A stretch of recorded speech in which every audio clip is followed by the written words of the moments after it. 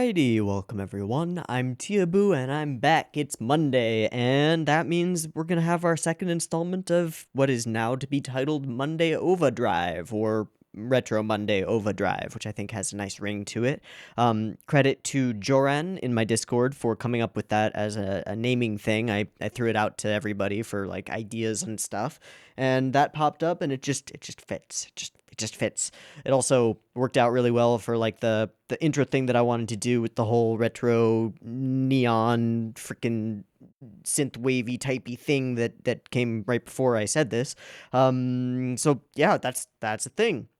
Gunbuster. We're gonna watch more of it. We watched the first 2 episodes last week, and this time we're gonna stick with that as a format thingy majiggy and try to do episodes 3 and 4 and see how we feel for there. Other housekeeping things. I had one other housekeeping thing, and I forget what it was. Oh, at least 2 people have approached me asking if they can be thrown in as sponsors of this particular slot, and at the moment, I just don't know how I would do that. Normally for people who want to be in the upper tier on Patreon and just like really help out the channel, I throw them into a little thingamajiggy that I make at the beginning of the videos, with the whole kono bangumi wa goran no sponsor no teikyo de okorishimasu thing that I do at the beginning, and I don't know how I would do that for this slot because, well, like, I want to do that cool thing that you just saw and heard, and that thing takes like 2 to 3 hours to render, and each time I put a name in it or anything in it, it would take another 2 to 3 hours to render. So I'm just not sure. I'm thinking maybe I'll do like a spot at the beginning of it when the video comes up that's like a federal reproduction warning thing, but fake, and it's like, credit to this thing sponsored by these people, but I don't know. I'm just throwing out ideas. In any case, we're gonna yeah, housekeeping done, whatever. We're gonna watch the next couple of episodes of Gunbuster. So in our first 2 episodes of Gunbuster, we had like a lot of stuff happen, a surprising amount of stuff. We had our setup, we had our introduction of major characters, at least those characters who we're gonna know so far. We've got our main girl who is gung-ho, but you know, not that super talented or anything, but she gets by on hard work and dedication and guts and stuff, and doing lots of jump rope and trying real hard and working real hard, and yeah, and she realizes that her onesama slash idol also works really hard and puts in a lot of effort, and she gets by that way. We had a bit of a conflict, given Coach's choice of her as a candidate for operating this Gunbuster thing that we've heard a lot about. We got a bit of a conflict from this other girl with the slanty eyes and the creepiness and I hate you, you're not good enough. And then she fought with guts and power and hard work and trusting her instincts, and she won, and she did a super cool lightning kick thing, and she won, and fuck yeah.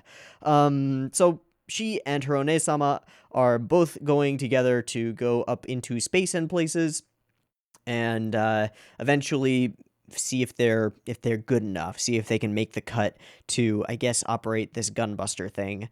And in the process, we meet another girl with the red shock of sort of frizzy hair named Young Freud, who people have informed me is not German and not Germanic, is instead a member of the Soviet Union, just happens to have German names of German philosophers because Hideaki Anno is a crazy man. And they started out as enemies, and then in a very JoJo sort of way, they fought, and Onesama won, but they also ended up in this situation where they found a thing that's hidden, which is a gigantic, horrifying space monster, which for the first time seeing one was really impressive and kind of cool. And it's like a conglomeration of all the creepy things that crawl and stuff. It's got spider parts and like crab parts and like fuzzy parts, and it's just real creepy. It's just a weird eldritch abomination monstrosity thing. But they were enemies, and now they're kind of friends, and they're pretty cool, and yay, and Young Freud and stuff, and then pool scene and boobs, and I had to edit that out because boobs and YouTube doesn't like boobs. Why does YouTube not like boobs? That's not cool, YouTube. Boobs are great. They make the world a better place. But got some names like the Rose Queen and stuff. Yeah, stuff like that, things and stuff.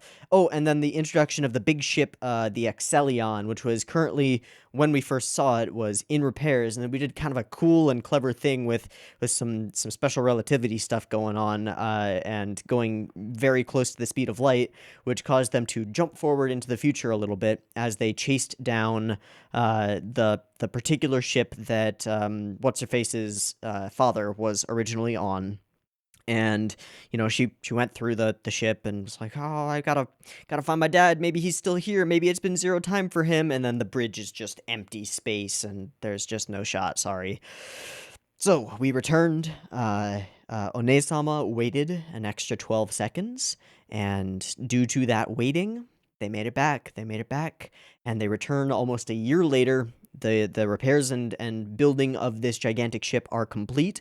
Everybody is ready to set off on their voyage, and I guess that's what we're going to do now. So let's go ahead and turn our attention to episode 3 of Gunbuster and see where we go from here. I'm not sure what to expect. I'm not sure if we're gonna dive straight into like whatever the major conflict of the series is, or if we're gonna have some more like one-offy type episodes before we get deep into it. But I think we're taking off in the Excellion and heading toward battle or something. I don't know. And yeah, it sounds cool. We'll see if we actually see the Gunbuster or find out anything more about it. But I don't know. We got our trio of girls. We've got Kochi. We've got some massive 80s flavor and flair, and I freaking love it. So let's watch more. All right, I have episode 3 of Gunbuster up and ready to go. It is at 0 seconds. There will be 2 versions of this reaction video as always. You can find a picture-in-picture version with the video up there, linked down in the description, and a timer-based version up on YouTube. If you would like to sync up your own copy of the episodes with the timer-based version up on YouTube, you're more than welcome to. Just get your copy ready because the beep beep timer to count you down will be coming at you right now.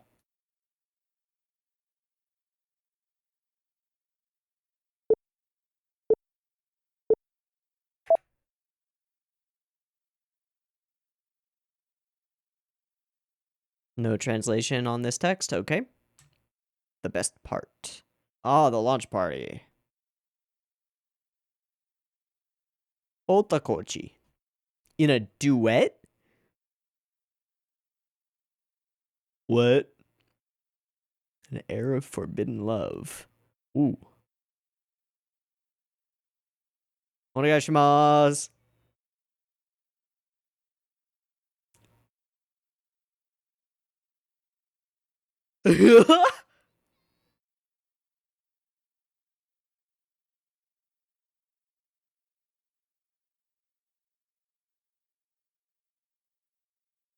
Oh, he's got a voice.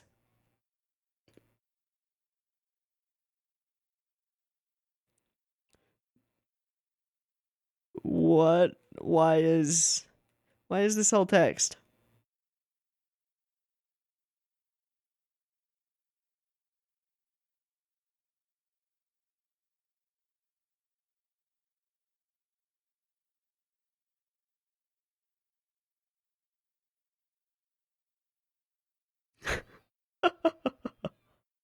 And it's not translated. I kind of feel like it should have been translated. Like something important has been lost here.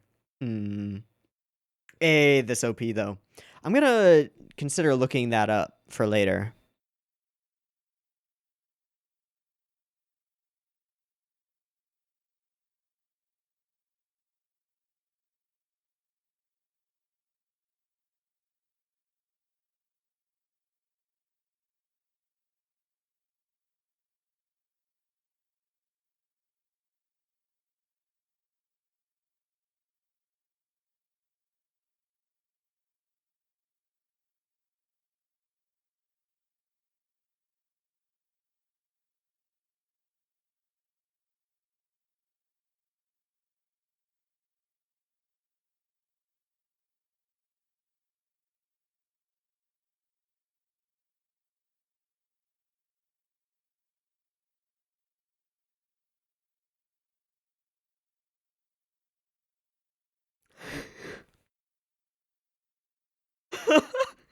It gets me every time.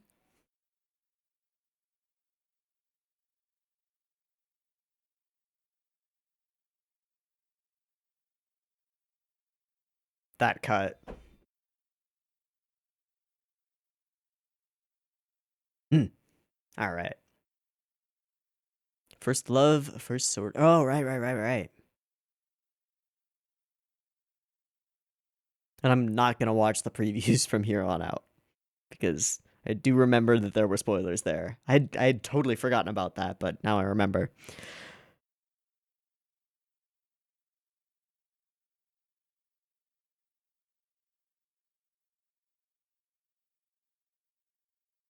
Not a Star Destroyer. Not a Star Destroyer. The angle is different. Definitely not a Star Destroyer. It's just another star. Is that a thing? That's not a thing. Oh, motion sickness? Billions. Okay.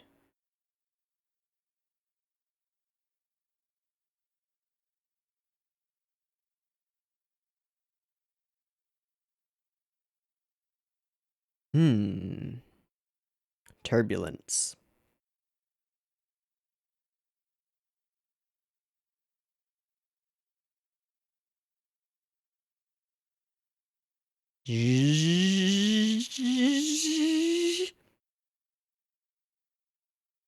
What are we using?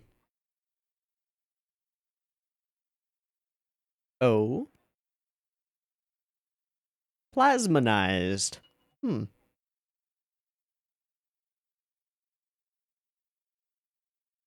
That probably makes sense as a safety measure. Ah, okay. That's right. We're going to tell some scary stories and maybe do some truth or dare, I think. Ooh. Ooh. And knock on the door? Nope. Okay.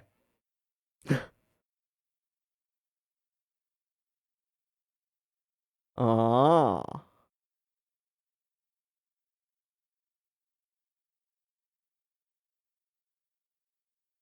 What's the dare?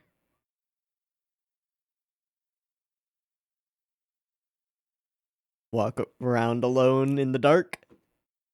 That's nice and spooky.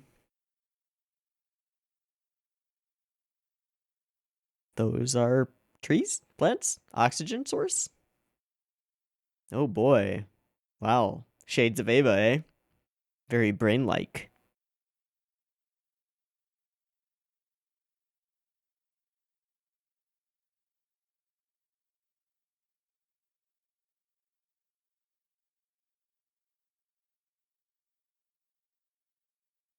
It's just some dude on patrol, probably.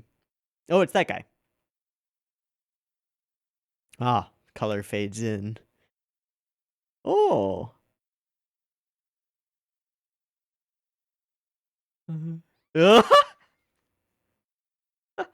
Oh, she's too cute.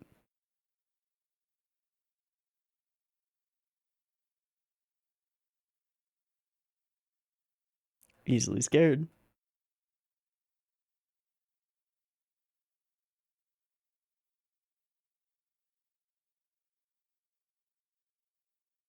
Thanks, bud. What's your name? If only you knew. She will be the one who saves the galaxy. Or the universe, or whatever. Oh, a history of headbands. Oh, hi, Kochi. Oh, no! Okay.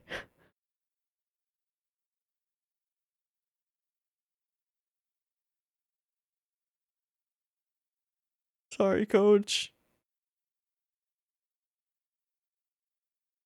Didn't have a choice.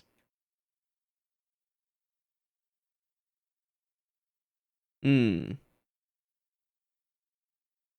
least you're not having to use a toothbrush.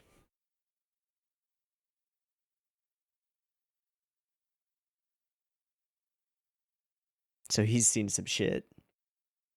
Got all jaded from it. I like the little yellow patch of hair in him.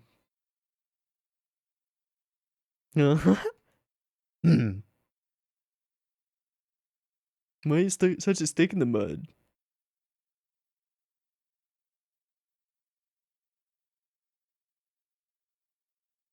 Ooh, sushi. Ooh, that looks good. That looks like some fatty tuna over there on the left. Mmm. Man, that makes me want sushi. I might order sushi tonight. Splurge a little. I kind of have to now. Shit.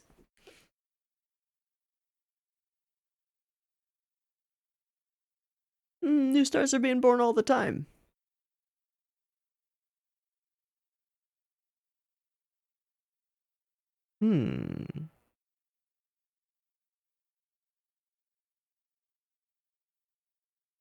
Gonna get our first run in with space monsters?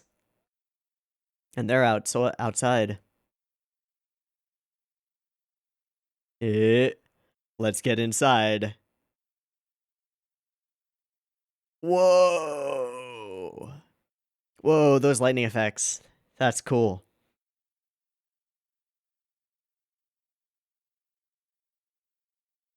Oh, the shadow in the spacesuits. Very cool.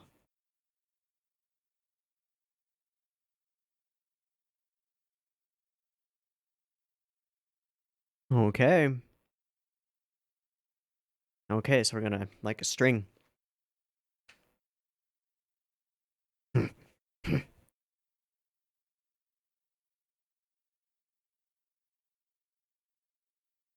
gonna turn my volume up slightly. Okay.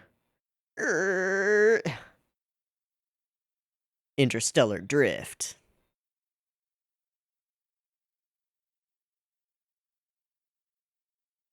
Hey, gotta have photon torpedoes. Ooh, fuel rods in. God, the mechanical design is cool.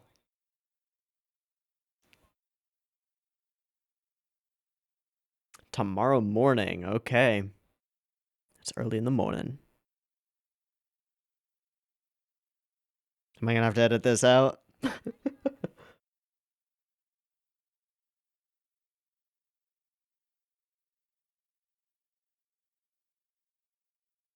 Too much data. Not at all.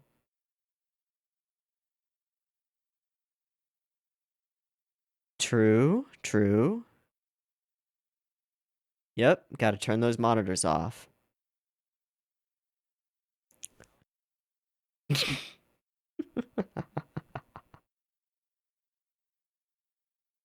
You. Mm-hmm. Psycho no pair. A solo. Janet. She's real cute. Hey.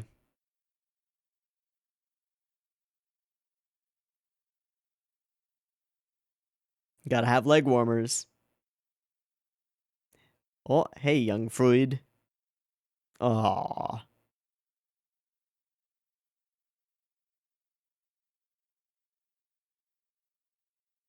What was that look from Monet-sama?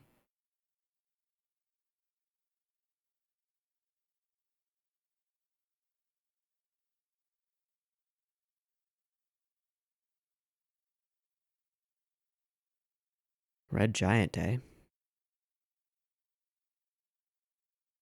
Oh.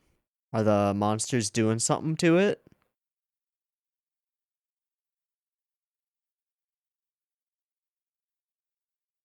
Ominous. That means that they might be trying to do the same thing to our soul. What is that? What are those? What are those?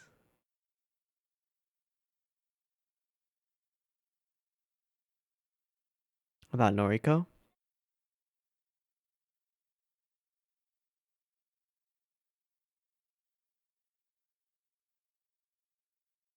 Oh. Oh. Oh. Ooh. Ow. All right, coach. Put me in.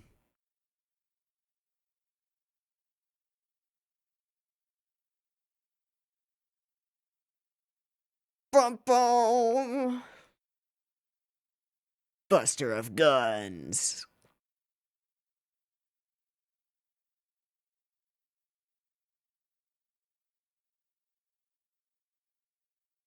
Awkward.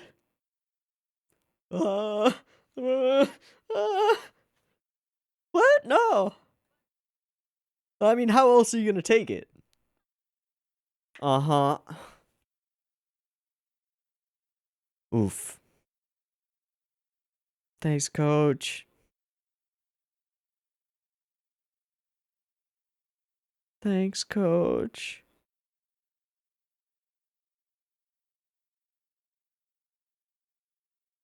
Oh, she's wearing the headband, right? Is it the same thing? I bet it is. Hey, buddy. Is that a pizza vending machine? I want a pizza vending machine. That sounds awesome.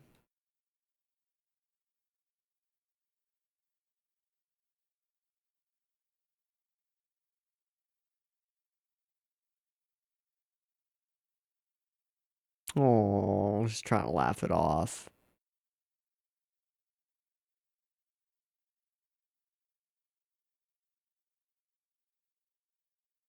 Oh, yeah? With the romantic song start.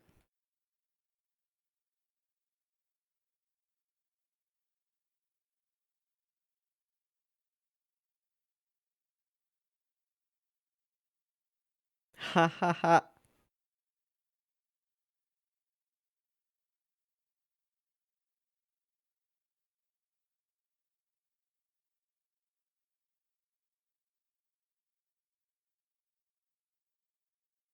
Mm-hmm. Yeah. Oh, where did all those other ships come from? Or are those all the fighter-esque ships? And this is just a weird perspective. I don't know. Enemy fleet. Oh, space battle. Oh, that's cool. They're like eyes. Very much like eyes. With an aperture. It's cool. It's a cool idea. Makes sense, too.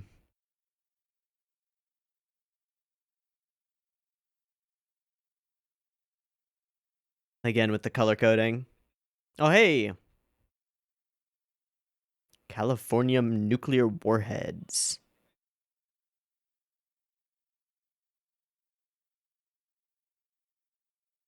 Oh? Ever? Okay.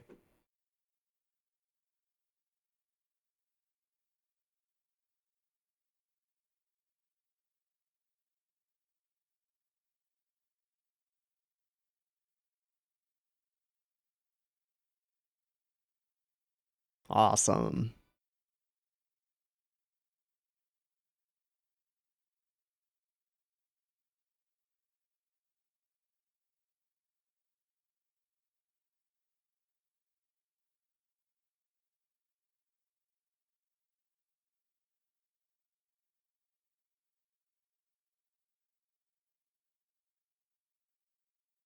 Whoa.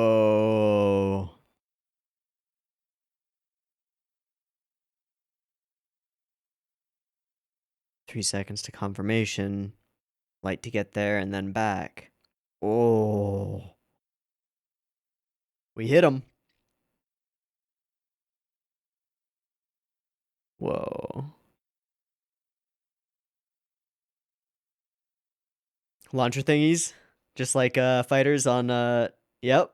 Yep. But also like a track team. That's great.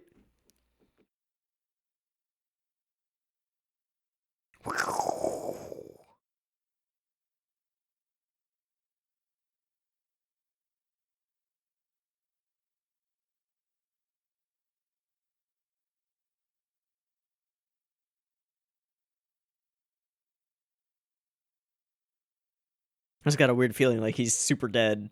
I don't know. Let's go, Noriko. Go, let's go, Noriko.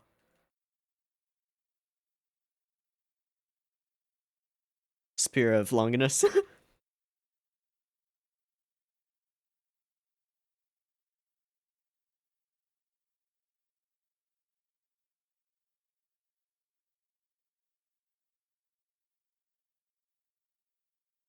Ooh.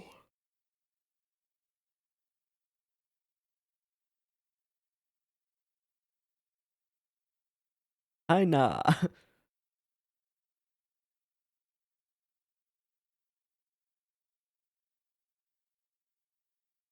It's a zappy spear.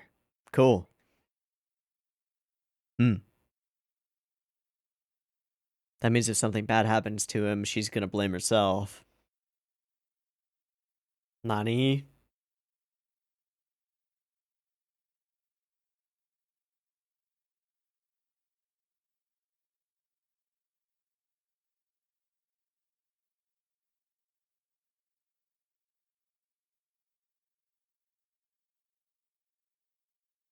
That's not a good creaking sound.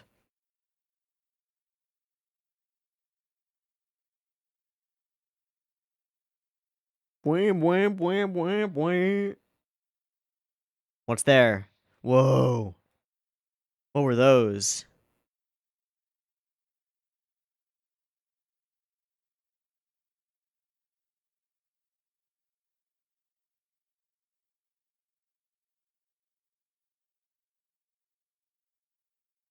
What are those?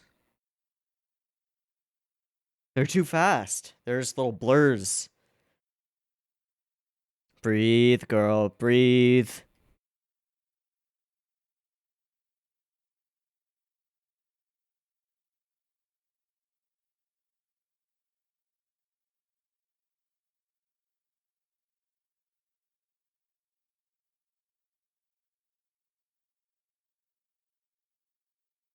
No response.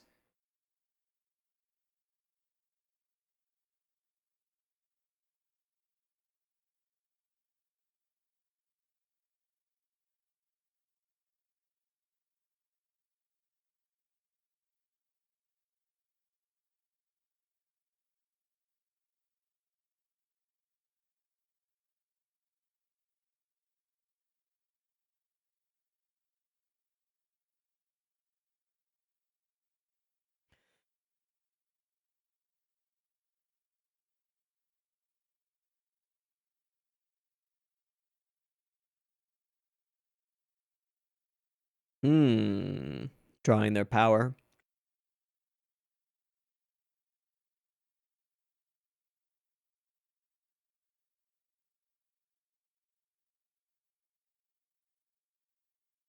Whoa. Graveyard. So is Smith... Oh, there was a little toilet. Is Smith a goner?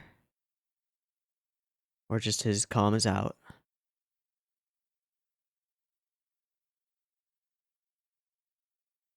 Oh, Noriko.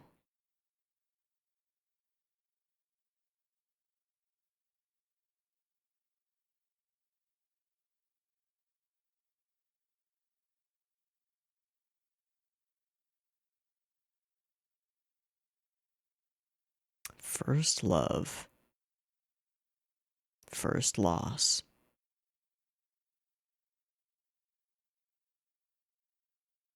Damn, so uncaring. Poor Noriko. Yeah, this is that real stuff. Bright-eyed, bushy-tailed. Not so much anymore. Alright, there's that big old warhead. Nope. Back to warp. Ooh. More scary stories. Men's quarters.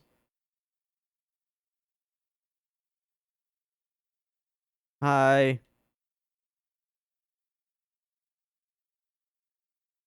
Oh, oh, oh, oh, that's rough.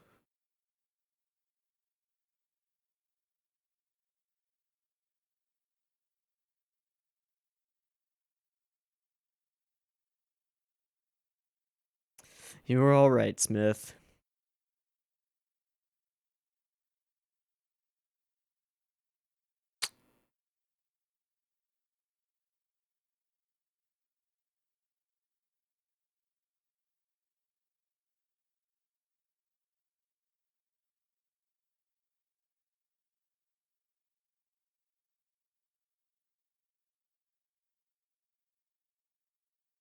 He's just gonna undercut everything that they've built so far. Oh, that's on the poster. Is that the Gunbuster? It's gotta be.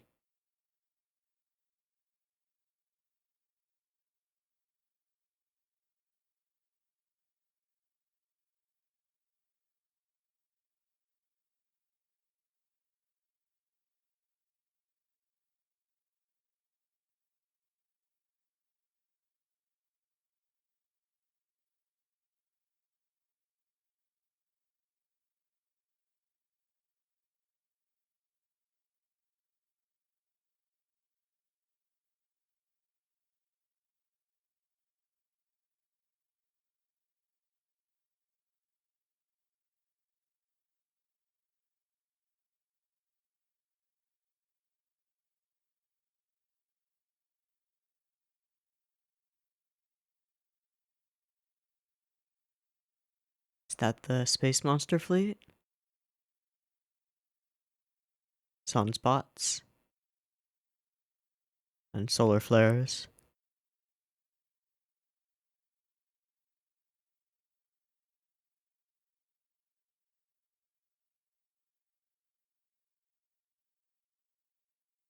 Whoa. Oh.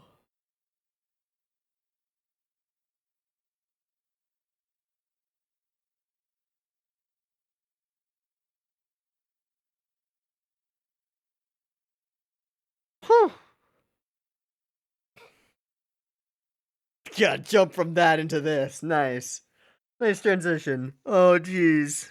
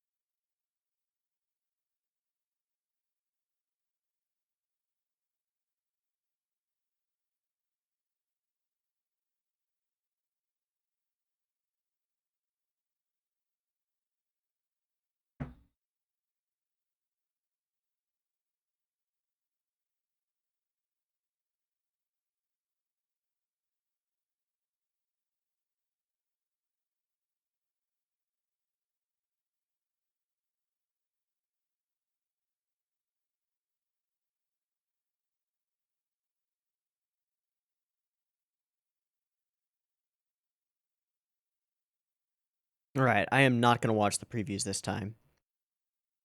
Yeah, because they were laden with spoilers.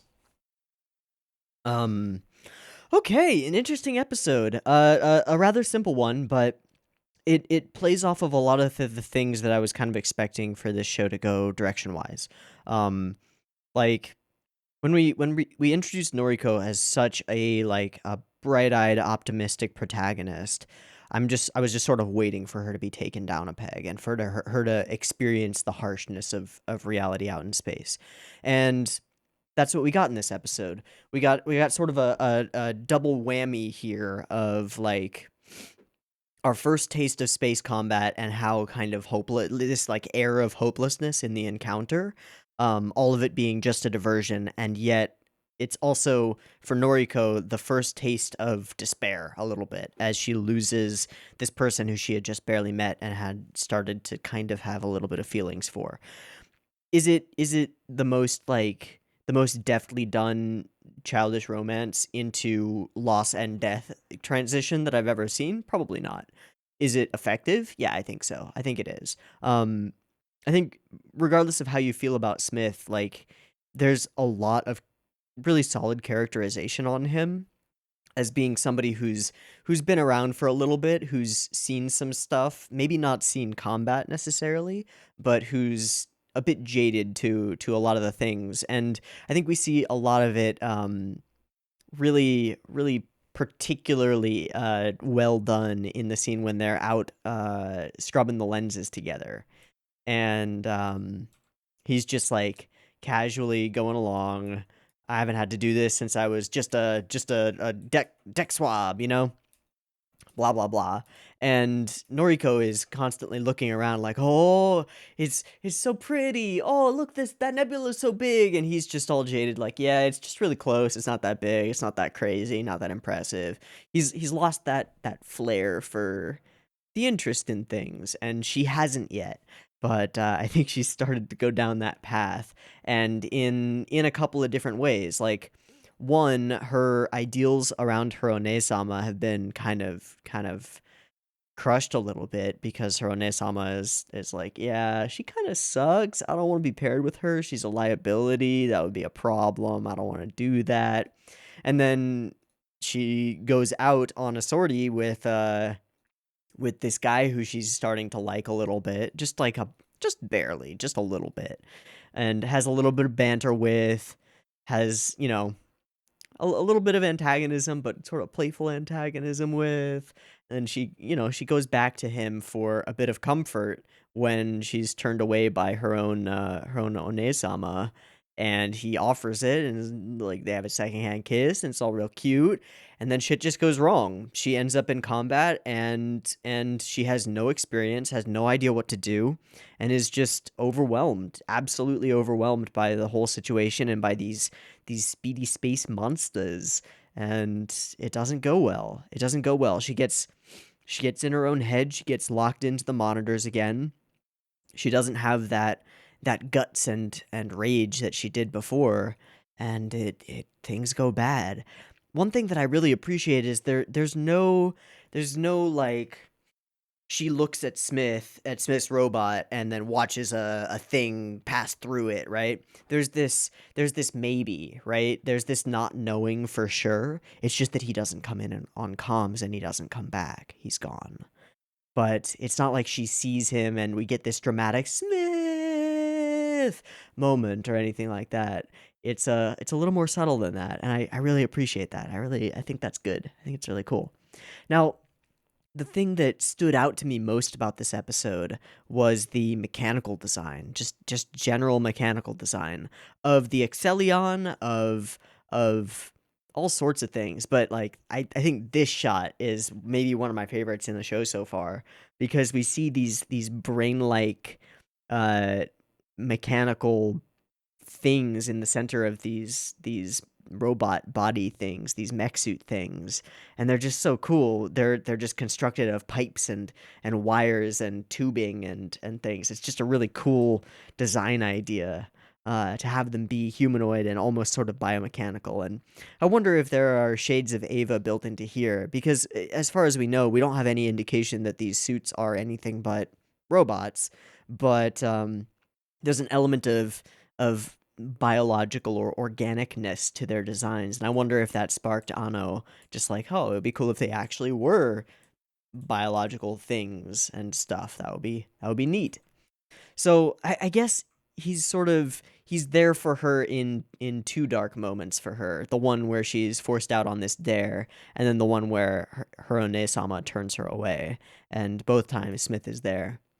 Another thing that sort of stood out in this episode were the irises, becoming all warbly and wavy around the line work. It's just a cool little touch. We see it when she gets frightened, and then we see it in her Onesama when her Onesama is kind of talking shit about her.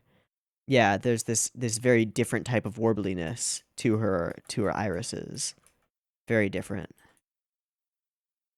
And it's not just light reflections, which would be a different thingamajig. It's something else. Something else. Don't know what it is, but it's kind of cool. Also, there was a cool bit of framing slash match cut after this into the sushi scene. Yeah. We get all of these scenes of them working on these big like dinner plate laser things. It's not really a match cut, but we go from there to the red of the sushi that is being consumed and eaten, as though like the people that we just saw are bits of sushi to be consumed, and maybe it's a stretch, maybe it's not intentional symbolism or whatever, but we're talking about Ano here. I have a feeling that this is intentional.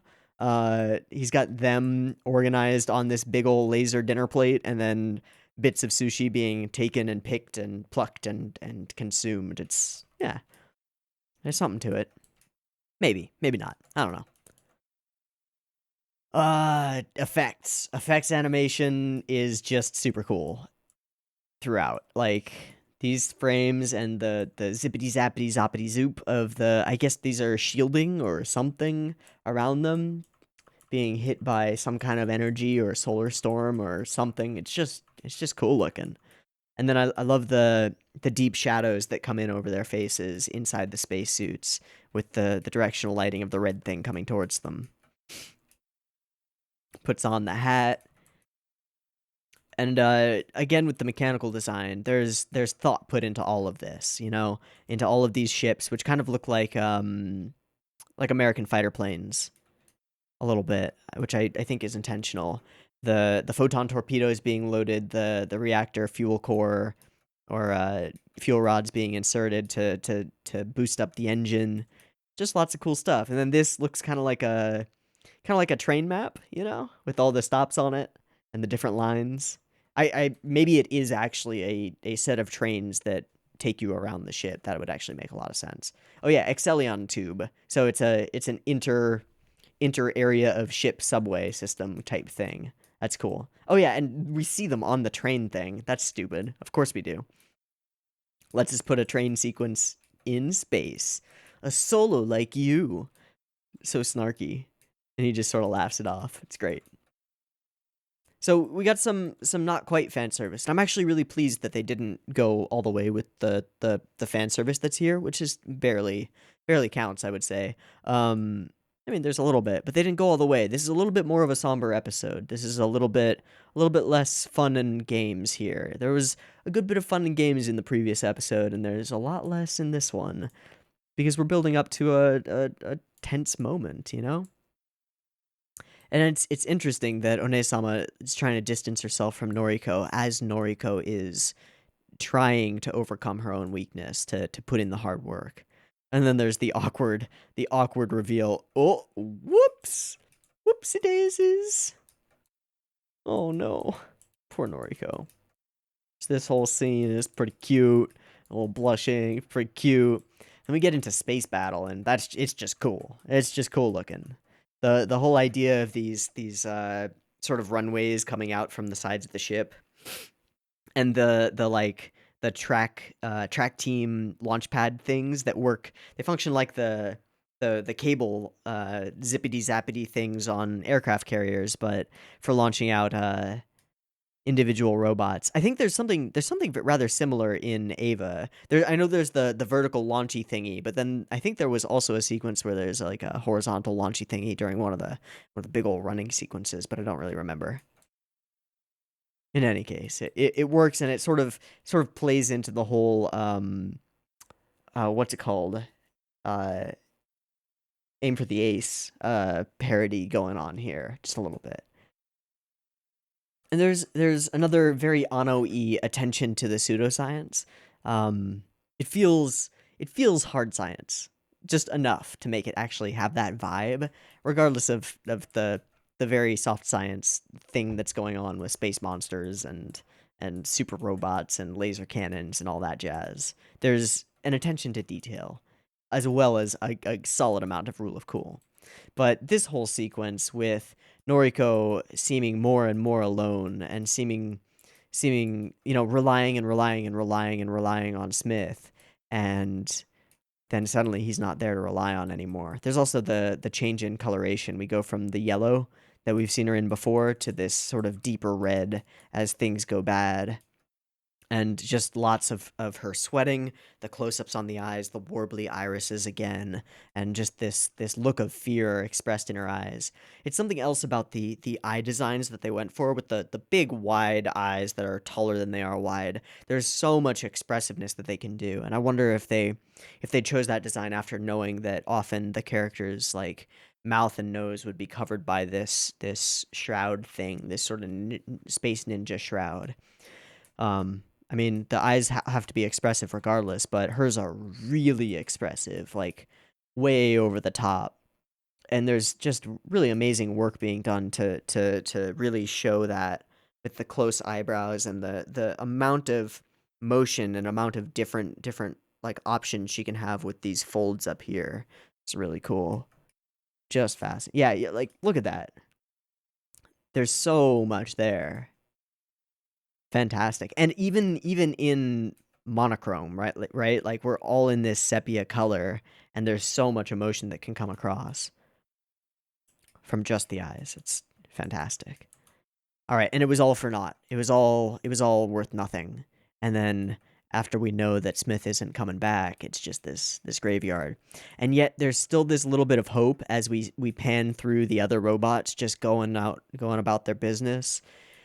There's still this little bit of hope, but then the gates, the runways all close and it's over. He's gone. He's not coming back, and we're warping away. There's no chance for him. She goes and checks in on the men's quarters just to see if he's there, scans across the faces. That last shred of hope just dies within her. And so she runs off to coach. Back through the hall where they met, where they had that secondhand kiss, his laugh, where he helped her with the headband, tears. And then we see it. So that's got to be the Gunbuster. He's big. As a big boy. So I wonder, given the emphasis on duos and pairs, I wonder if the Gunbuster is like a Jaeger situation where it needs two to operate. Um, maybe. Maybe. Couldn't do a thing. I'll do anything, coach. I'll do anything. Then we get this sequence where we see this sort of endless fleet of space monsters and this, sunspots and flares. And then this thing, which is almost crystalline and bony and horrifying, it opens into this four-sided, like Demogorgon face mouth thing and starts gathering a beam of boom boom. Yikes. And we cut to red and fade to black. Cool. Cool. Cool episode. Definitely does what it's intended to do, which is make us care even a little bit about this sort of jaded Smith character, and then take him away. Life is cruel out here in the cold, heartless reaches of space. Cool. Okay. Well, we've introduced this big robot thing. I'll have to see what happens now. All right. I am going to take a quick break, do a syncy thingy, make sure all of our tracks are all synced up and good to go, and then we will go ahead and jump on into episode 4 of Gunbuster in just a moment. So I'll see you in a moment. Peace. Oh, actually, before I do that, I forgot. I was going to look up what the text at the beginning of the episode says. So let me see if there's there's usually like a Reddit rewatch thread. So I'm just going to Google Reddit Gunbuster rewatch episode 3. Yeah.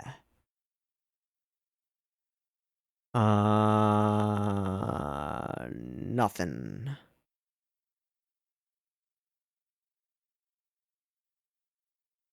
One person saying I didn't like Smithu.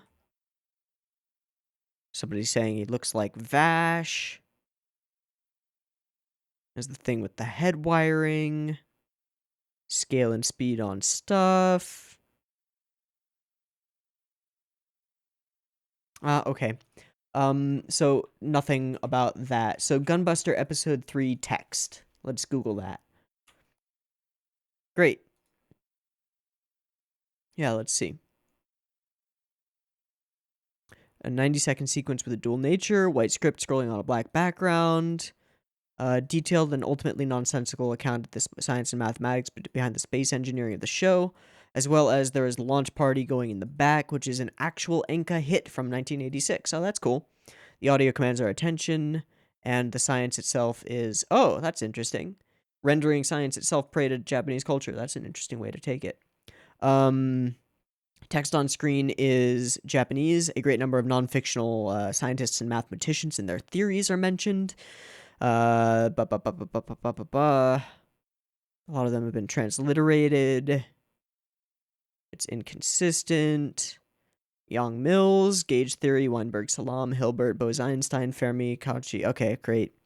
And if we assume the equation above to be a fully comprehensive summary, then treating as canon both the expressions of the Weinberg-Salam theory, yeah, blah, blah, blah. Okay, so it doesn't really matter that much. It's just not that important. Okay, cool. I will just I'll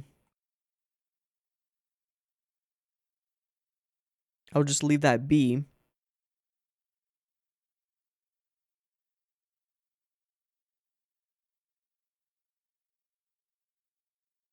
Oh, and of course he is. He's intended to be an American. And apparently Smith Torrin was based on a real person, Canadian anime fan and manga translator Torrin Smith, who was living with the Gainax creators at the time. And the character is considered an homage to him. Interesting. Hmm.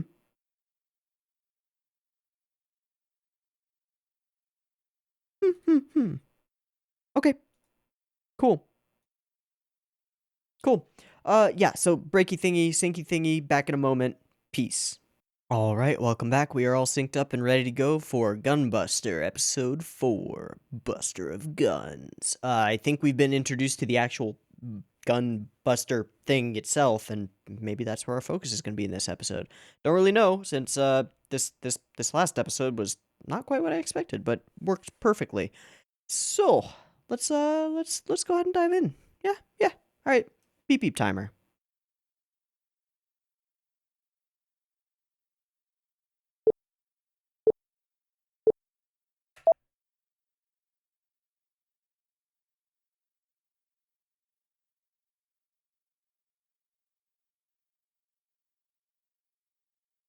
Oh, whoa, this is familiar. Dr. Strangelove vibes. Totally. The War Room. Okay, so that is what they're doing.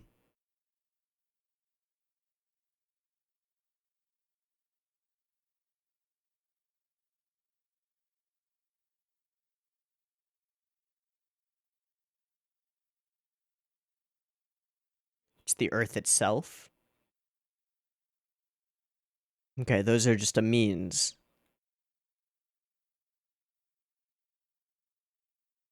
Like the angels.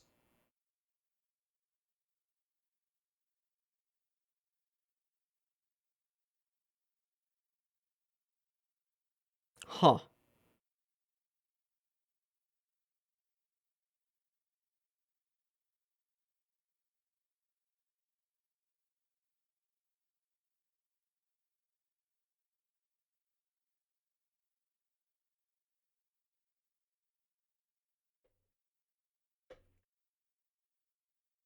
Just gonna write down human existence serves no purpose, because that's a thing.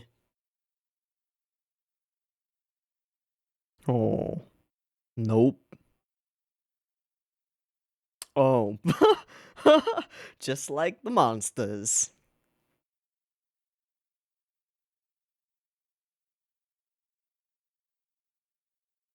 Hmm. Hmm.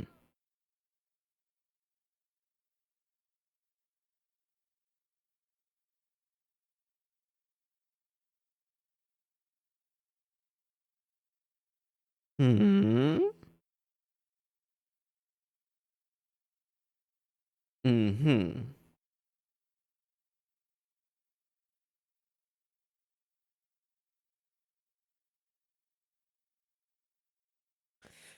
Sad Noriko, sad.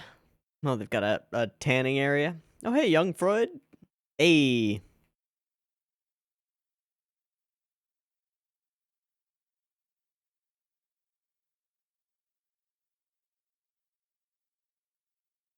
All right, training.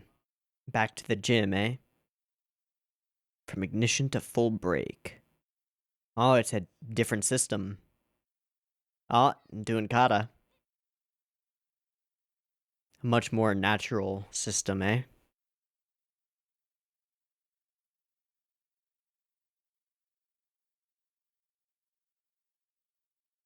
Hmm.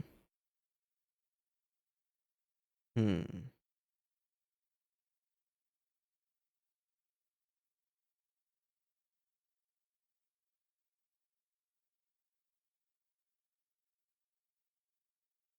Jelly Freud.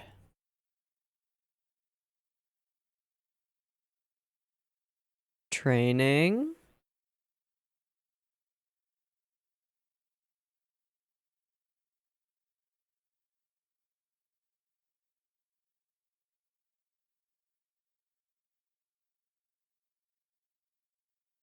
Mm-hmm.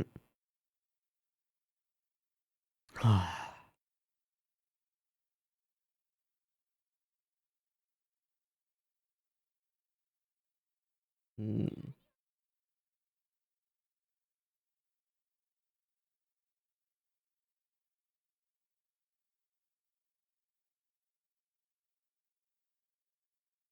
No.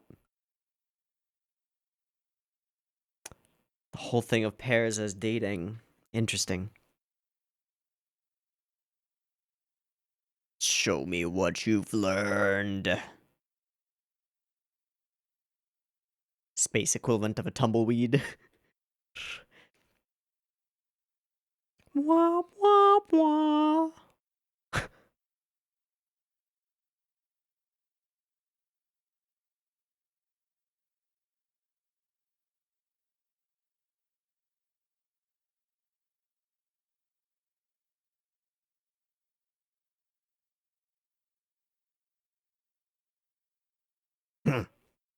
Mm. Eh, he's dead. He doesn't get it. I'm sorry.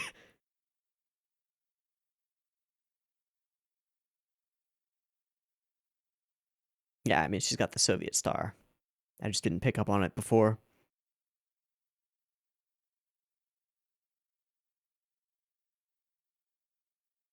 Whoa.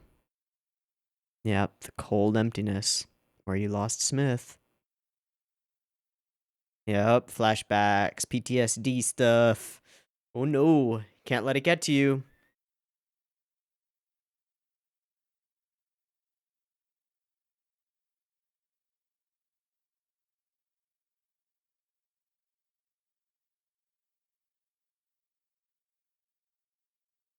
Oh shit. Whoops.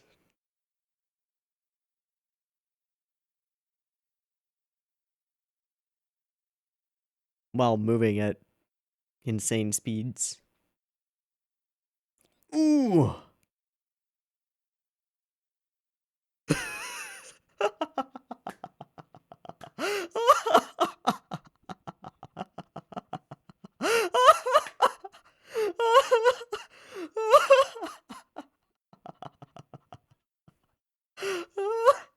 That was amazing.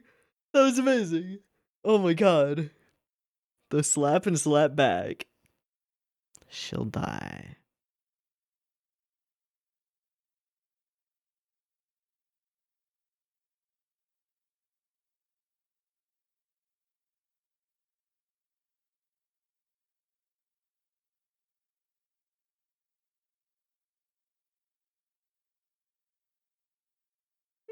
Shades of Shinji. And shades of a specific conversation between Gendo and... Oh, he's playing alone. Designed for me? Yeah, I don't think so, girl. Okay, it needs both of you.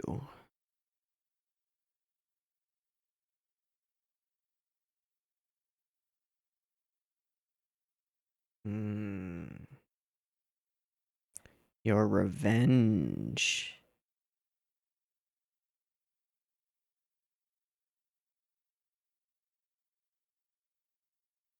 Where's that wind coming from?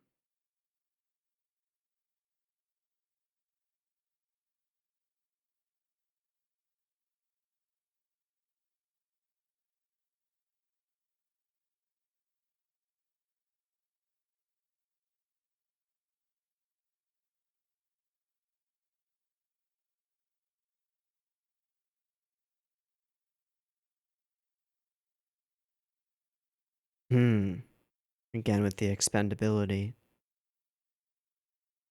Is that a gas giant or a star? It's meant to be a gas giant. Final long distance warp. Makes sense.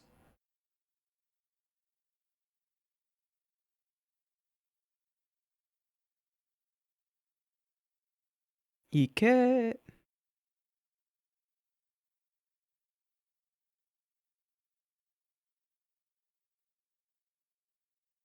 Okay.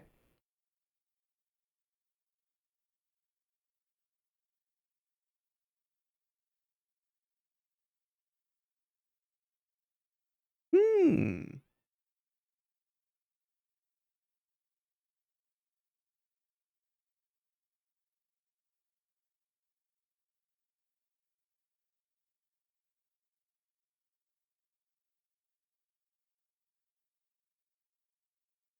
Ah, alone we are.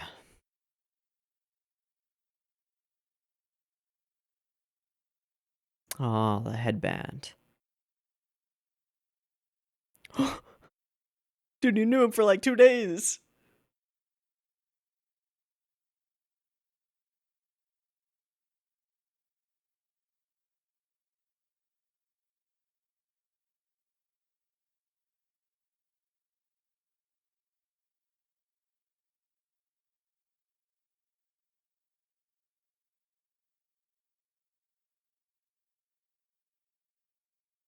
Bitch.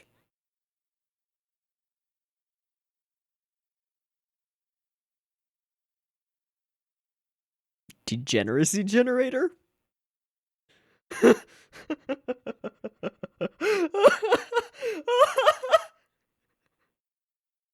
There must be one of those active near me.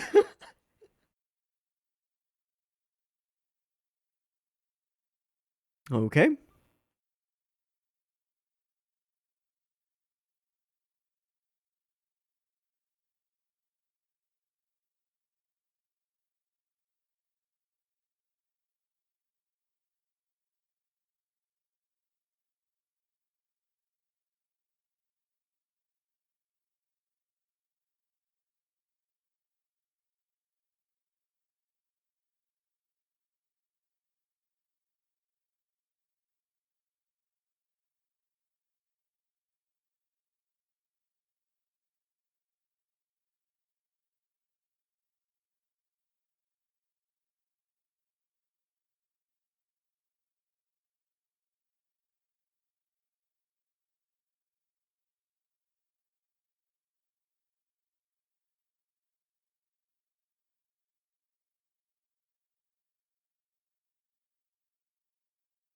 In the midst of warp? In subspace?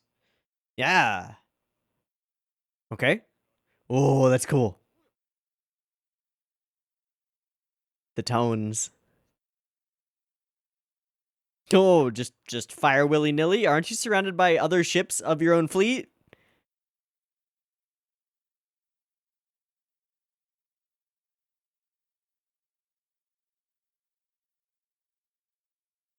Smithu. So she's traded in One-sama's headband thing for that one. Oh, the gym.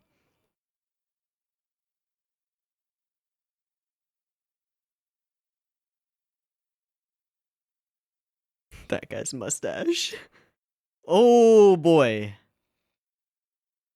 Oh, boy.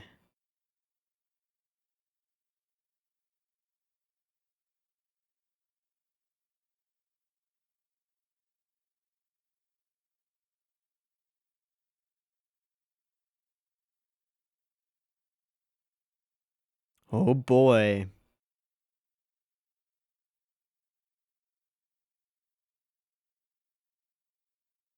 Shoop. So is Gunbuster itself the only hope? Maybe. Where's the enemy? What is that?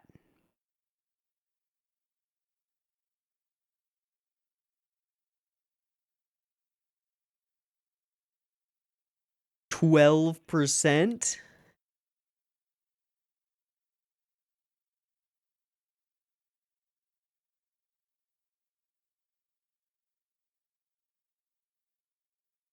Oh, hello. They're sending out fleets of fighters. Yep. Giant space organisms. Spooky.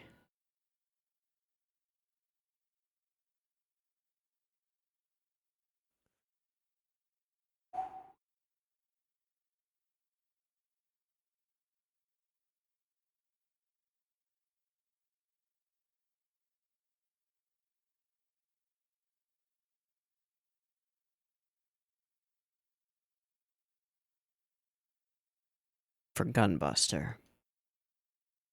And you're being edged out.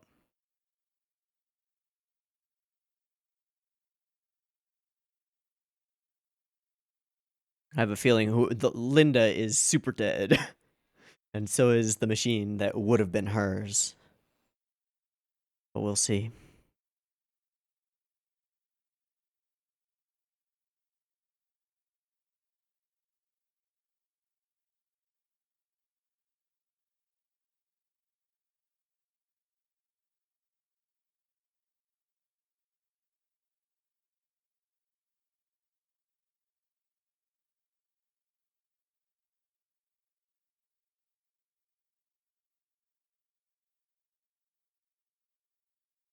Let's do what?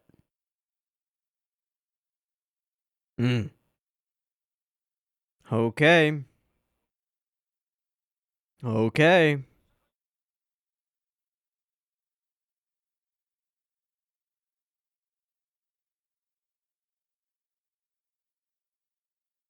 Big ass Utano Circus. Clickety clack, clickety clack.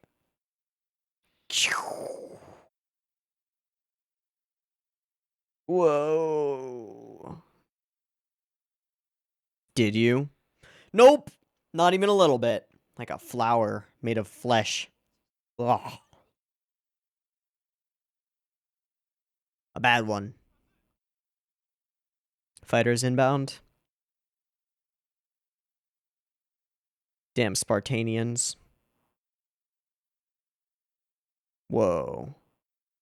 Whoa.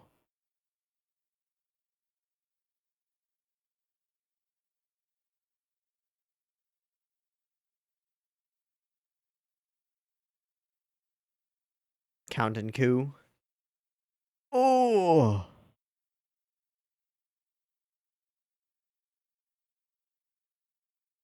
And Noriko's just sitting on the sidelines. Ah, with a picture of her dad. Probably.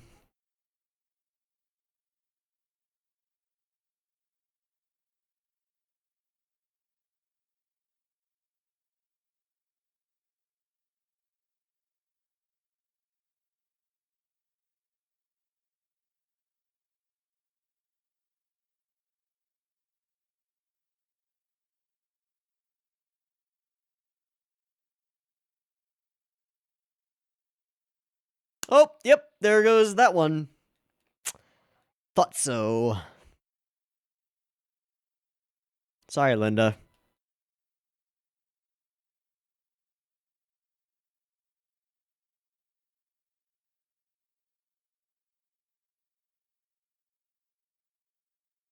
Resolve. I want to do what I can. Whoa. Low point. Last resort.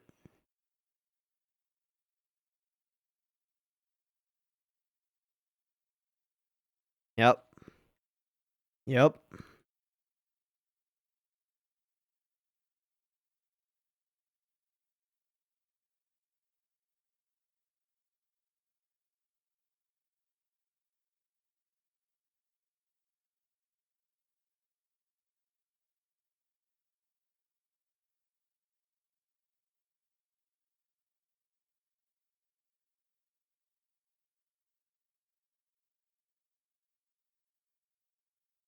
Everything's gone to shit. What are you gonna do? You gonna try and ram it? Self-sacrifice at the end? Yep. Yep. Ah, my pen. Right. Ah, my pen. Something's happening. It must be Gunbuster. Bum bum bum bum bum bum bum bum.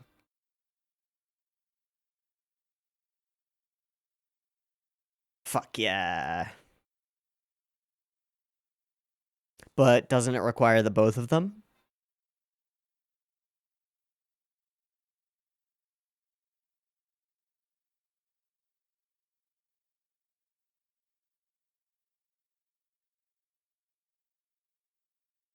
Ooh. Yeah, coach. Sir, yes, sir.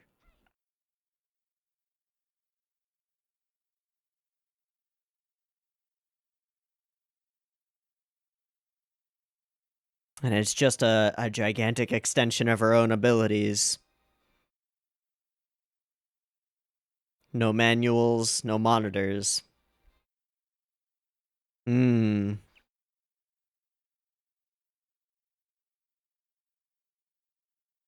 Gunbuster. Wow, arms still crossed. Out we go. Hey. Oh, Jesus. Well, that's effective.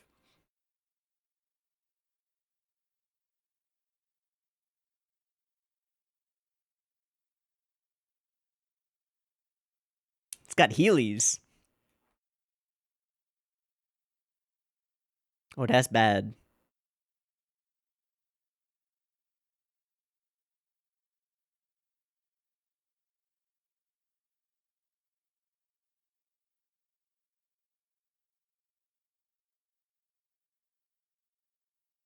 Whoa.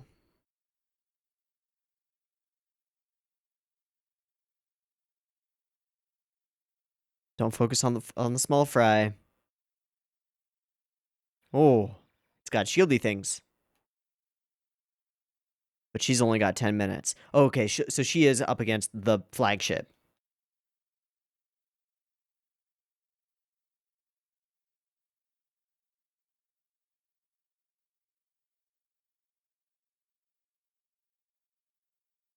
Trying to catch it? She's trying to catch it. Oh, shit.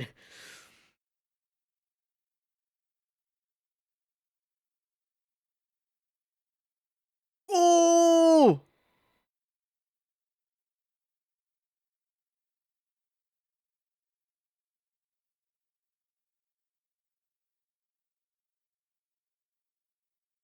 Where is she in that thing? All right, caught ya, ya bastard. Mmm. Busta. Nope.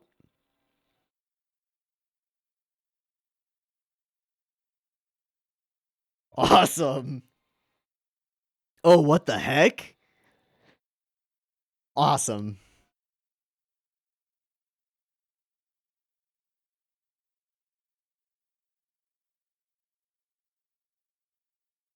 Ooh. Cool explosions.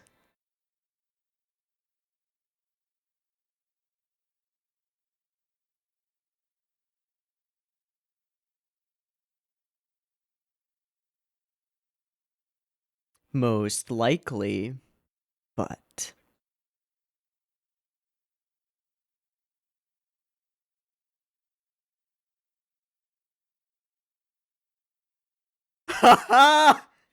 There's the OP.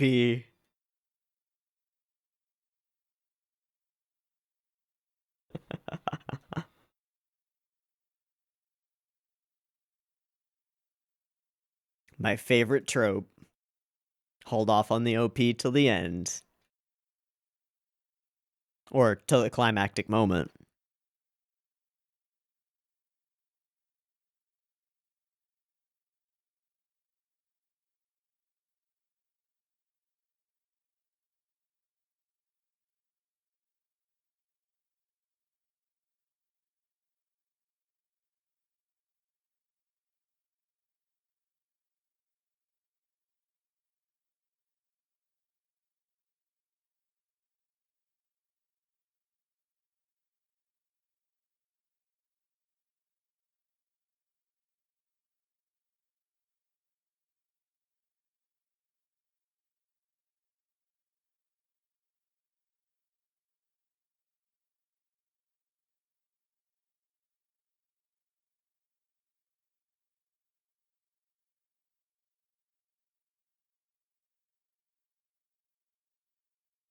If I remember correctly, there are 6 episodes, right?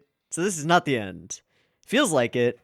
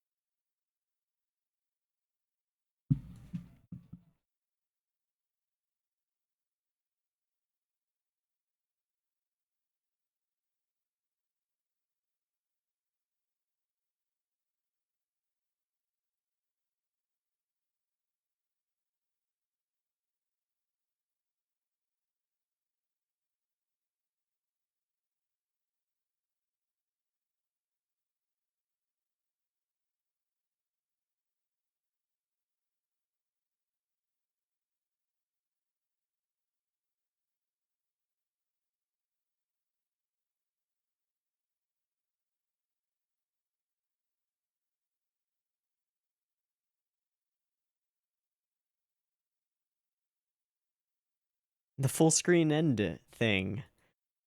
Yeah, but next episode preview. Okay, good. Good. Wow, I mean, honestly, you could say it's a 4-episode OVA. This is the ending episode. Ta-da! Our character has self-actualized and gone from I don't know if I can do it to I can totally do it, and has succeeded in presumably saving Earth for now. And blown away everybody's expectations and beliefs about her ability, and done a good. She done a good. But it ain't the end. What comes after this? I don't know. Probably a gigantic fleet of space monsters, which that one probably communicated their location to before being explodified by Noriko. Speaking of which, that was a cool explosion. It's really good looking. Specifically the moment where it goes from like this solid mass to this sort of warping, warbling thing. It's cool. We'll look at it in a minute. So there were some interesting things in this episode. I want to just Google really quickly, Strangelove War Room. Just take a peek at it. Oh yeah. Oh, it's so similar with the overhead hanging circular light. Although we have it as a semicircle in the show. I have to think that there's an element of that going on.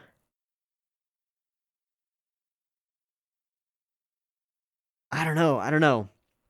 The whole introductory sequence feels like a Doctor Strangelove reference. Um, Especially given the context of like, potential end of mankind and stuff. this whole introductory sequence with this scientist explaining to everyone in this circular chamber, or semicircular, I suppose, with all the military suits sitting around staring at them, and the lighting from above. It feels, and all of this negative space up here. I mean, it's very Anno. It's got some Ava vibes to it, certain scenes of like a council together. But it gives us our explanation. And then there's this other element, which is that, like, we're talking about the worthlessness of mankind, and that sort of fits into that sort of strange lovey vibe as well. It all works together. But this idea that's presented here, their goal is to use the stars as breeding grounds. Nope, absolutely not. We're like the bacteria, and they're the antibodies that find and eliminate mankind, the bacteria. We are a plague on the universe. It's thin as a philosophical thing, but it's an interesting concept to be bringing up. It's as if to the galaxy we're simply floating within the Milky Way like cosmic waste. And the line before that is the more interesting one, which I skipped over. Is it on a universal scale, human existence serves no useful purpose? So I think that we can sort of envision the show at this point. Just from this statement, we can envision it as what's it called? What's the dialectic? Hegelian dialectic? Present an idea. I don't know if that's correct. Hegelian dialectic, yeah. Three dialectical stages of development: a thesis giving rise to its reaction, and an antithesis, which contradicts or negates the thesis, and the tension of the two being resolved by a synthesis. No, that's more complex than what we've actually got here. I know there are other forms of a dialectic. Socratic method, Aristotle. Rhetoric is closely related to several blah blah blah blah blah blah. Yeah, I think the Hegelian dialectic is a little bit too complicated, because I don't really think that there's a like an antithesis, or I don't think that there's like a third stage going on here. But there is like a proposition of thesis here. Human existence serves no useful purpose. And then we have sort of the building blocks, at least, of a response or a reaction to that, which is just Noriko's story of, like, well, is there a value in saving people or in preventing the destruction of something that, as you say, has no useful purpose? And, like, maybe, I don't know, maybe not. I think we'd probably have to wait until the end to actually examine that further. But I'll make a note of it so that I have it for later. So I'll just, like, write down dialectic ? And Humies stupid Humies. All right. Just write that down, because this was by far the most interesting line in the episode to me, and the whole setup around it is intriguing and nihilistic and lame. I mean, humanity's tiny, sure, but then you get into, like, the ideas of, like, the inherency of purpose, which we could say there is none. I personally believe that there is purpose to the existence of sentient life, but on a grand scale, like, once you get grand enough, we're such a tiny blip that it doesn't matter. Although we do create an interesting, like, a light cone of an effect. I don't know. I don't want to get into it. Okay, so that was an interesting line. And then we get this whole setup of Noriko almost, like, sneaking off to better herself. It's odd and interesting. And then this whole thing with their lovers, no way, maybe I have a shot at getting a date with Noriko, of course. And then the glare from I kind of like Freud at that moment. And then I immediately dislike her when she corners Noriko after the training thing and gets all ragey. So she's working, and this comes to bear a little bit later when we have the conversation with One-sama, as like she's a tool for your revenge. I know what you're doing. It's interesting. They're definitely um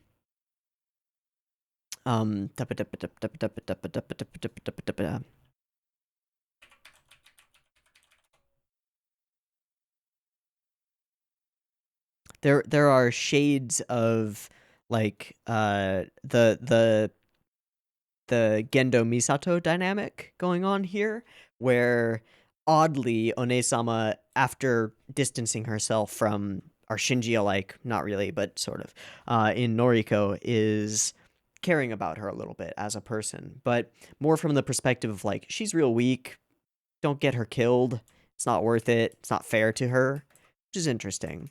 Whereas young Freud sees her as a potential like rival or someone maybe taking her place. And it seems like Freud has this complex around not being chosen for the Gunbuster program or not being seen as good enough. Um, I don't know. I don't know. It's interesting. This whole thing is kind of lame from Freud, but it all falls apart as soon as we get up into space and the PTSD Vietnam flashbacks kick in. Looking out into the endless expanse and flash, flash, flash, flash, and she has a breakdown. Absolutely. And Freud is just sort of looking down at this like, oh, geez, what have I done? Oh, Jesus. And then we get what is probably my favorite scene in the episode, which is get slapped, slap you back. Oh, I don't know which slap I appreciate more, both of them, but I feel like One-sama definitely deserved a smack there, and I think so did Young. So good slaps all around. Both of them sort of clutching one side of their cheek at the same time. It's kind of great. Kind of great. And then Noriko is there for the whole situation and realizing that nobody has faith in her, and maybe to herself thinking that she's not worthy. So we hit this simultaneous like lowest point for the character and then lowest point for the fleet as a whole, and then it is the character's like rejection of that low point which brings them out of the whole thing, which is kind of cool, and to me is kind of like a bit of a response to the idea that an individual human is worthless. Like, no, she's not worthless. She saved them all through her own rejection of self-pity and stuff. And that's kind of cool. It's kind of nice. So he's playing Go with himself. Can you play Go with yourself? It's Go, right? Go game? Yeah, it's Go. Can you play play yourself? Play alone? Yeah, there's something weird here, which is that you can't play Go alone. It's necessarily a two-player game. I wonder if that's intentional. Like, or there's another game with a very similar thing, right? With the white and black tiles. I forget what it's called. Stones, capture, versions, comparisons, backgammon, chess. No, I don't know. Combinatorial game with perfect information. Okay. So I wonder if this is intentional. If we're intentionally saying like Kochi is like playing against himself or something like that. Or if they just thought it would look really good if he was playing a traditional seeming game inside a room that is has all these representations of traditional Japanese-ness. We've got the sort of kabuki oni mask on the side. We've got the scroll with a figure on it. We've got a bonsai, a traditional fan, and then it's all tatami mats all around. And then he's sitting in seiza, or I actually can't tell if he's sitting in seiza. We don't really see his knees. It looks like he's sitting cross-legged. He's got his cane next to him. Got tea, and she has tea. And she is sort of like beseeching him, but it's got this very like very hefty symbolism of the traditionally Japanese and the traditional, I don't know, nature of stuff. I don't know what the point of that is necessarily, but it seems like there's maybe a point being gotten at here. There's also, I guess it also sort of factors into this idea that, like, Gunbuster is a weapon that needs the both of you, and he's playing a game alone, a game that needs two people. I don't know if that makes sense. Maybe it does, maybe it doesn't.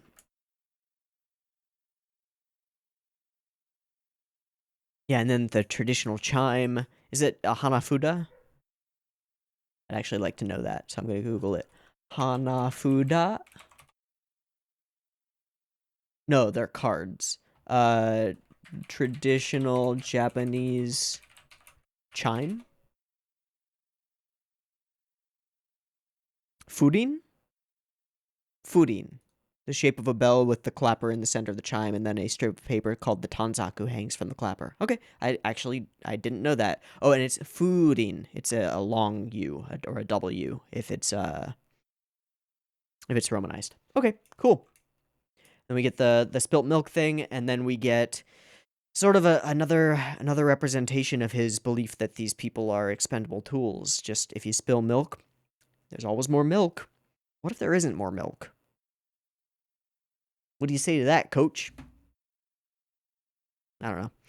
Anyway, kind of fucked up. All right, so what we fear the most is being pursued. And then we show a bunch of mostly reused shots of places and things. And then we have she's holding on to Smith's headband. And as far as I can tell, she's no longer holding on to the representation of One-sama in the like yellowish headband that she had, which is interesting and makes a lot of sense. Everybody's thinking about what they'll do when they get back. We get some angry glares between One-sama and young Freud, and we're heading to Soul System, doing it as quietly and stealthily as possible, but shit's gonna go wrong. And then we show a bunch of locations that we're familiar with. The place where she and Smith sort of had their moment gets explodified. It is no longer somewhere she can go back to or come for comfort.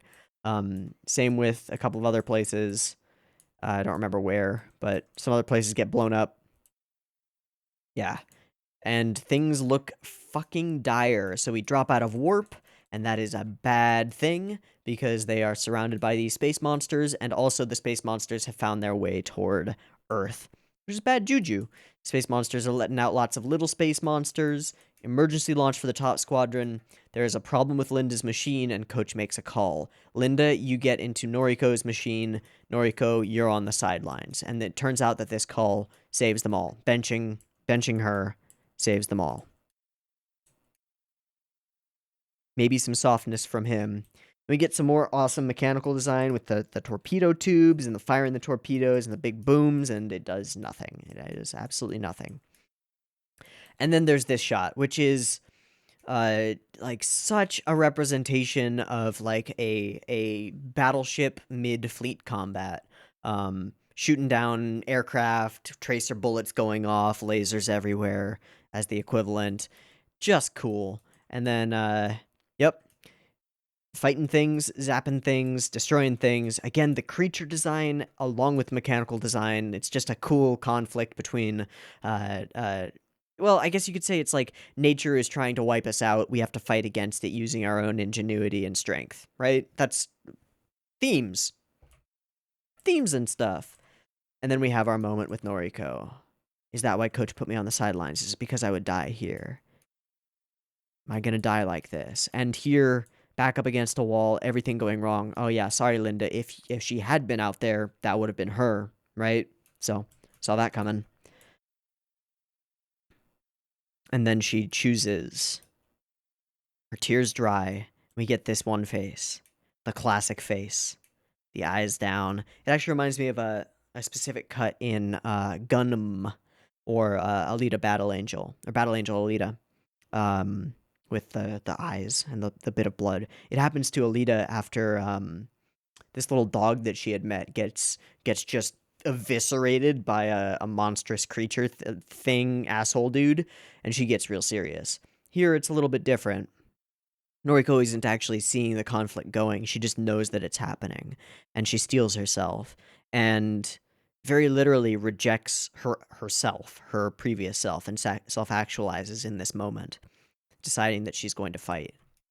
It's pretty cool. And we get the most on-the-nose line that we could possibly get for that. The old me is dying with you. As of now, I am reborn. I won't cry anymore. I won't rely on anyone else. I'll see this through to the end with my own strength. So the perfect, innocent Japanese girl finds her strength in loss and decides that she's going to see it through without anyone else's help, without relying on anyone. Without relying on Ronei-sama, the past, you could say. Without relying on young Freud. You could say that's Russia or similar. And without relying on Smith, America. That works. That works pretty well. But she is carrying an emblem of his with her. He's still with her. But it's her and human ingenuity and strength of will that allows her to stand up, arms crossed, in the face of oblivion. Which, God, they're really cool shots. Just get this cross-armed motherfucker, just like, yeah. Yeah, come at me, space monsters. You can try and eliminate humanity, but you won't get me. Love it. So, we then put a time limit, and I love this conversation with Coach Ota, just like, Captain's like, you can't do that, don't do that, and he's like, go for the big one. kill that one. Love it. Again, with the cool mechanical design, and, you know, they had to make Gunbuster all cool, because it's got to be cooler than all the other robots, because it's much cooler than all the other robots. So it's a super big-ass robot with all spiky things on it, and lots of extra bits and pieces. It's just fucking awesome. And the little twerps everywhere getting caught up. Dun, dun, dun, dun, dun. Pew! Saved ya. Saved your life. All right, and then it's still a struggle. It's still a struggle. And then the other thing is that it gives her a lot of freedom, right? She's in this very different piloting mechanism than the ones she's been in before. She's got open space around her. She's basically just fighting, right? Actual motion controls. This whole sequence is really cool. Inertial canceller. And then I forget where the degeneracy drive moment was, but that was awesome. Don't do it! And so in this moment, for the first time, One-sama actually gives a shit. Thanks, One-sama. And she does a self-sacrifice maneuver. Capture it with your body. Catch it with your chest. And some cool effects in the slow-mo moving in. Grab this horrifying bacteria-inspired phage antibody thing. And yell. And then we get this cool-ass zappy thing. Which is, like, the coolest. Gush, gush, gush, gush. And then it expands, and again, with the mechanical design, we insert these, like, I don't know, electrode things, I guess, and just start zappifying it. And then it's this scene that I really love. Yeah, the whole thing, almost like a solar flare. It becomes these artsy brushstrokes from its solid form. It's just really cool. Very abstract, very, very cool. And chunks of it go flying, and then big multi-layered explosion. And is she gone? Is she gone? There she is. She survived. And then we do the coolest thing that we could possibly do, which is, in victory at the climax, we bring back the OP. Hype. And we even go into a second verse for the credit roll. Oh, just gonna not watch that because spoilers. Okay, because it was interesting last time, I'm just gonna Google once more. Gonna Google Reddit Gunbuster 4 rewatch. See if there's anything in the first couple of posts that really sparks my imagination about things. Who downvotes a rewatch thread, right? Thought Young started being nice after her duel because she respected Kazumi. Nope, Young decided that Kazumi wasn't a threat to her. Ooh, really like that quiet moment Noriko had before she broke down. Yeah, that was cool. When you spill milk, just pour some more. Yeah, they were definitely able to refine that into something cooler by the time TTGL came out. Um, shot of them coming out of subspace under Haley's column. Oh, that's what that is. That makes a lot of sense. One hell of an ambush, indeed. Gynax pose alert, absolutely. Most shows are still wiping their ass during episode 4. Awesome. Science lessons about our enemies, the space monsters, neat. I love every part of this episode. The whole superb the Buster Machine March. Oh, I guess that's what they would call it. That's the sound that we had. If you want to describe it as a classical hero's journey, we have reached the abyss. Yeah, absolutely. This was low point for sure, and then we turn it around and choose to go up. It's perfect. We also get the graphical payoff for awesome space fights and Noriko saving the day for sure, for sure. Uh huh. Uh-huh.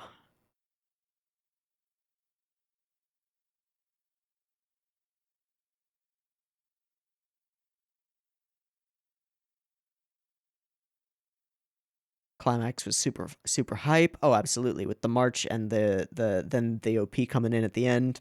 Fantastic.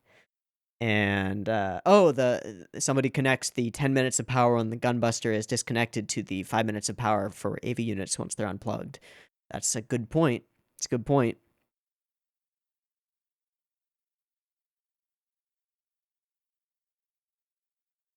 One person saying that episode 3 is in large part setup, and then the episode 4 is a big old payoff for a lot of the themes and setupy things that have been done in the episode previous. That makes a lot of sense. Yeah, the whole Smith thing with the PTSD around space and then overcoming it really only comes to bear in this episode. So I'm glad that I watched these two together, because if I had just watched episode 3, it would have left a bit of a sour taste, just because it while it's an effective episode and I liked episode 3, it's made a lot more effective by overcoming the things that are placed in episode 3, as we just saw in episode 4. Wow. Cool. Cool. All right, I think that's pretty much all I wanted to talk about this episode and the last one. So, yeah. Cool pair of episodes of Gunbuster, toning down the fan service just a little bit, and inserting some very different types of fan service in this episode, with some bombastic big space battle explosions and the use of the OP as an ED, and just some general tropey goodness. Also, just fantastic mechanical design, some buildup of Coach and his own motivations being a little bit sinister. Not exactly sinister, like they're pro-human and stuff, but not exactly having Noriko's best interests in mind. She is definitely a tool for him. Some more conflict between Freud and what's-her-face? One-sama, we'll just call her One-sama. And a wonderful and really effective scene of self-actualization by Noriko as she comes in and gets to save the day.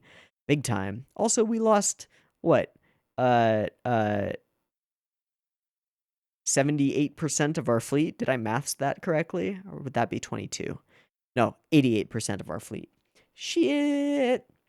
Also, I just have a feeling that there are more space monsters on their way toward Earth, because, yeah, probably. In any case, this was a cool pair of episodes of Gunbuster. I enjoyed them. It was fun.